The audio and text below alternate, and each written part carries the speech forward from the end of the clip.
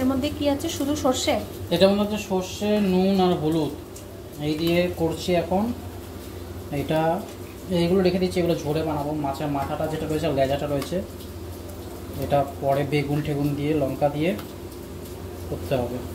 Just এই 4 piece আমরা কিন্তু বানাবো। এখন একটু জল দিয়ে ভিজিয়ে রেখেছি যাতে নরম হয়ে যায়।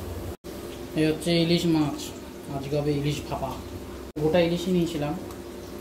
এখন ইলিশ চলছে আমাদের এখানে, তো চলছে 900 টাকা কেজি। এটা প্রায় 500 গ্রাম মতো হয়েছে। এটা একটু ম্যারিনেট করে নিচ্ছি, নুন হলুদ আর এখানে রয়েছে সর্ষের তেল। ম্যারিনেট করে এবার এটা টিফিন বক্সে দিয়ে সর্ষেটা দিয়ে বানাবো। সেটা ভিজিয়ে রেখেছিলাম, সর্ষের মধ্যে চেরা লঙ্কা দিয়ে দিচ্ছি। আর দিয়ে দেবো কিন্তু ইলিশ মাছ। আগে ইলিশ মাছটা দিয়ে দিই। ইলিশ মাছ আটবে এটুখানি, মানে কৌটো তো 3 বাটি, অত বড় নেই। 3 পিস মাছ আরামসে এসে যাচ্ছে। হ্যাঁ, এটাই গেছে।